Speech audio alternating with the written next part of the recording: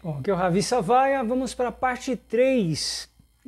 A gente está na aula de teoria geral do processo. Pessoal, a parte 3 eu vou focar no seguinte aspecto. O que é o processo? Se te perguntarem numa prova, você sabe responder? Primeira coisa que tem que vir na sua cabeça é o seguinte: o processo é um instrumento que tem uma finalidade.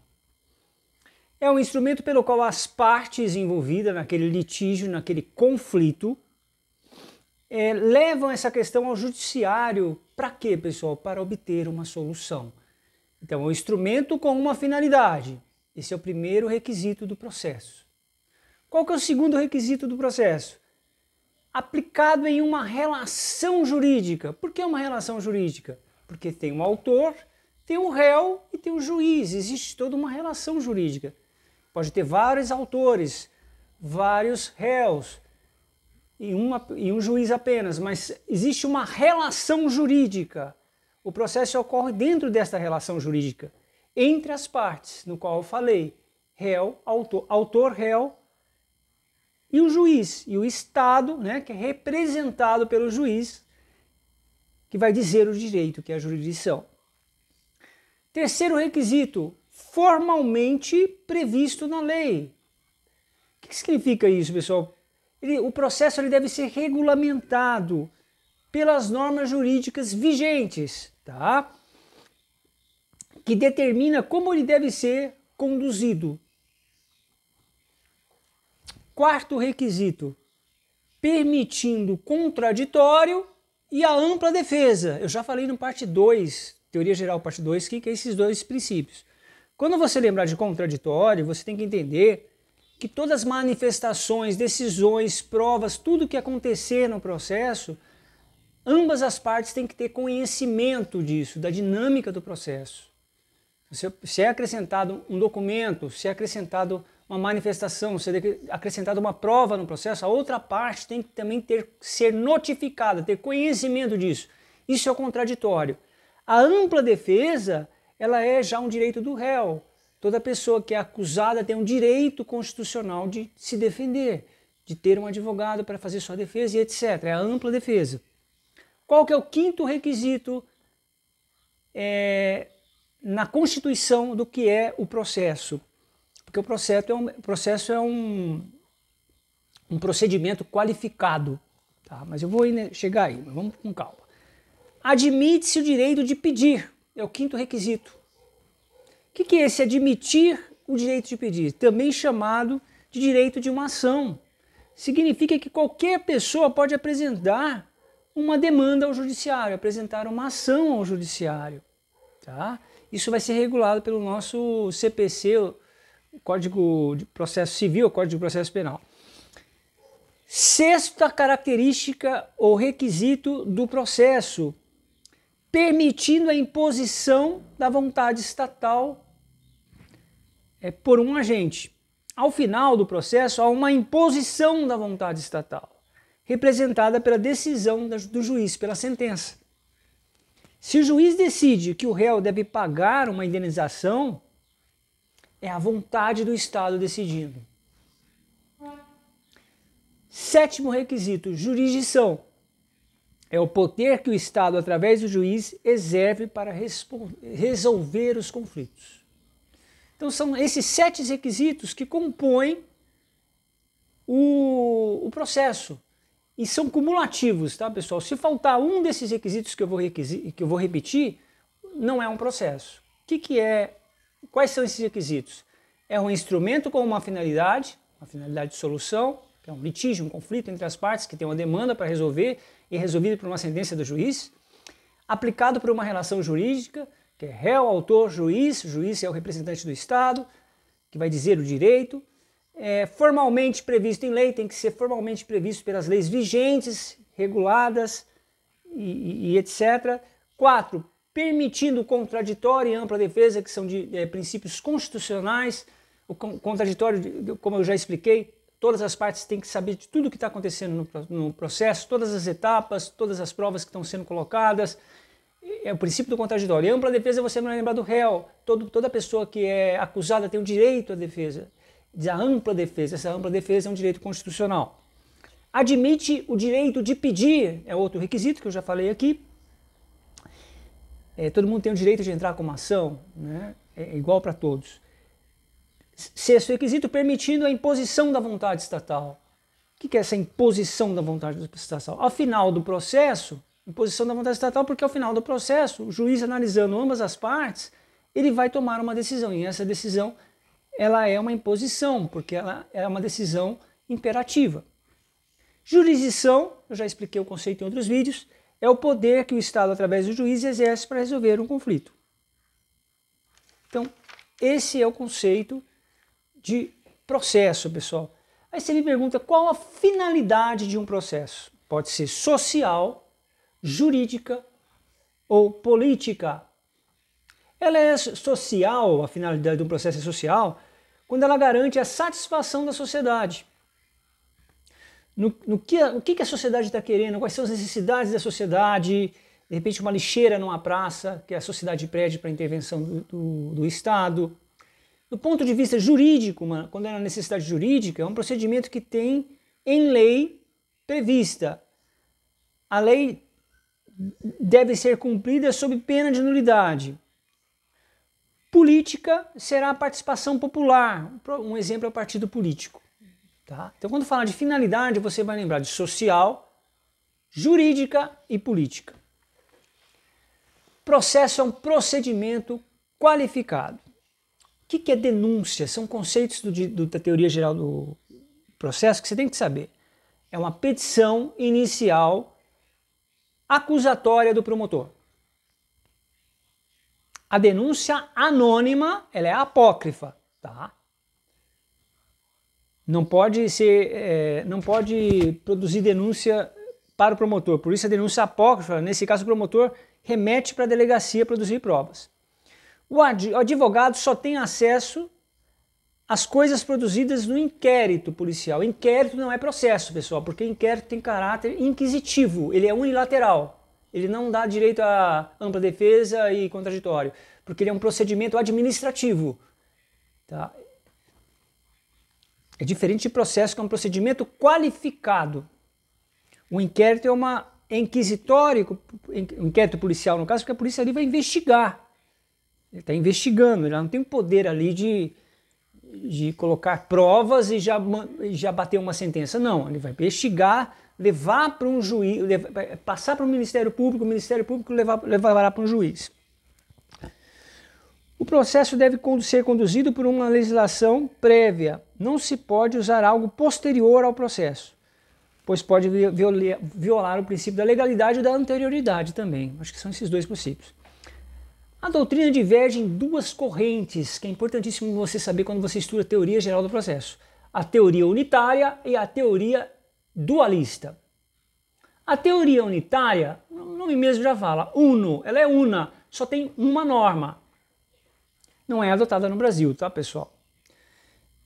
Um único tipo de norma e o processo é um único meio para criar direitos para as partes.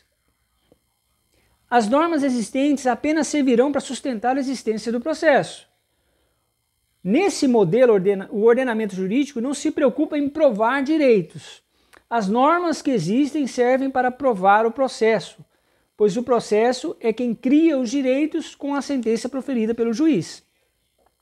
Aqui não existe divisão entre norma material e processual, é uma norma só, entendeu, pessoal? A common law nos Estados Unidos é um exemplo disso, tá? O direito que exerce nos Estados Unidos. Teoria dualista é adotada no Brasil. O que fala essa teoria?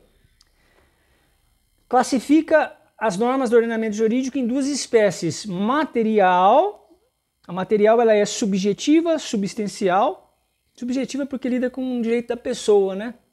Norma material. E processual, ela é adjetiva e instrumental. O indivíduo pode exercer esse direito ou não. Na material, são previsões legais abstratas, pois o indivíduo pode exercer esse direito ou não, que dispõe sobre direitos que as pessoas podem exercer, são conteúdos do processo, sem elas o processo não teria finalidade, pois não teria objetivo ou direito algum a ser efetivado. É um exemplo que a pessoa coloca no Instagram que fulana é feia.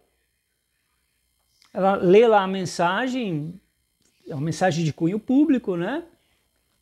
Contra a imagem dela, ela tem o direito de exercer esse direito de indenizar ou não, né? A gente vai chegar lá ainda. A norma, enquanto a norma material ela é abstrata, como eu falei, né? São previsões legais abstratas, pois o indivíduo pode exercer esse direito ou não, que dispõe sobre direitos disponíveis. A processual, toda a norma processual é indisponível. Toda a norma que regula o processo, que incide numa relação processual. Então é o CPC, são partes técnicas que vai regular como funciona o procedimento de um processo, entendeu? Então você percebe que a teoria dualista ela junta a norma material e a norma processual. Relevância dessas normas, elas buscam tentar explicar a organização e o ordenamento jurídico e a relevância das normas com um processo. É importante seu estudo porque, independente da natureza jurídica, vai mudar o prazo, entendeu?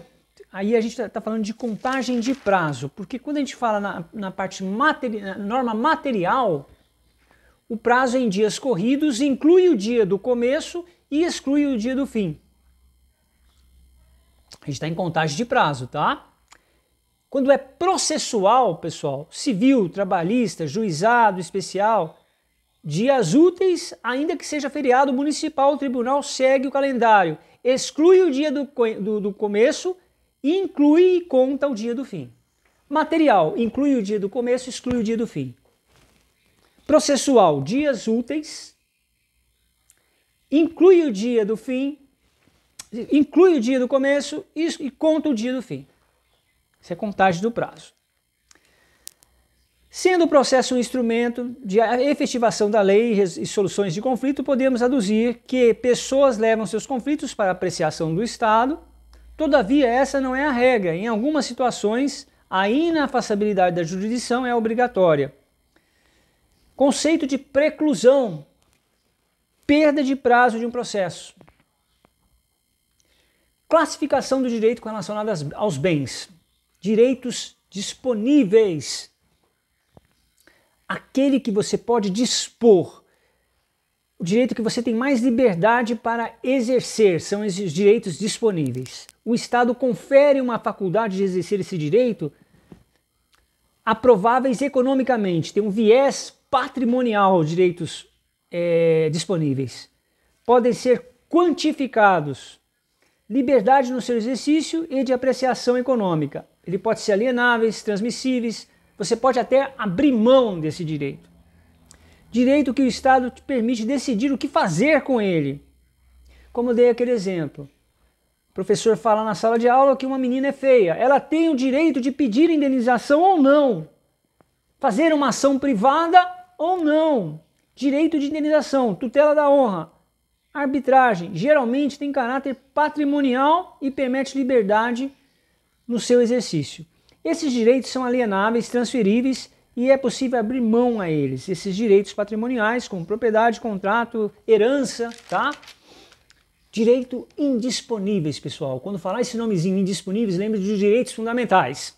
Aqueles que a lei não me dá nenhuma liberdade no seu exercício. Não posso dispor, transmitir. Não são economicamente apreciáveis. Menor ou mesmo nenhuma liberdade o Estado traz para a sua tutela o exercício desses direitos. Exemplo, direito à paternidade, tá? Tutela de vida, ação penal pública incondicionada, guarda.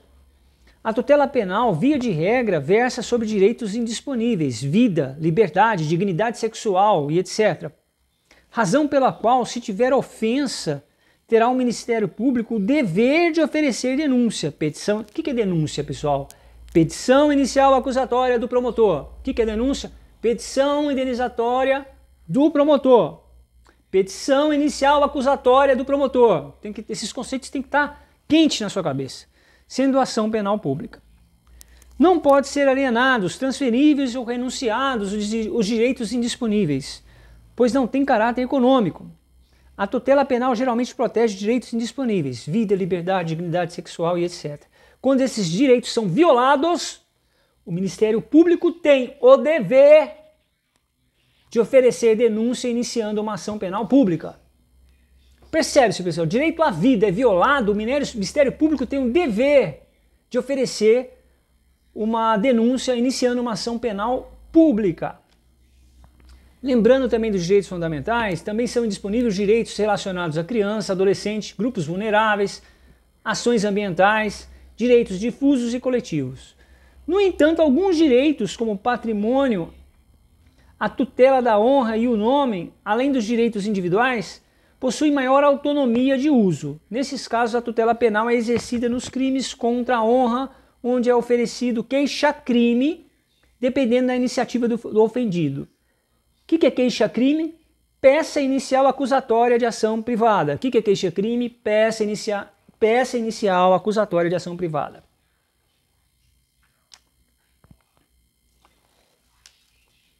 As normas processuais todas são indisponíveis. É importante você saber isso. Sob pena de violação do direito do devido processo legal. A gente já estudou isso em princípios em outros vídeos aqui, pessoal.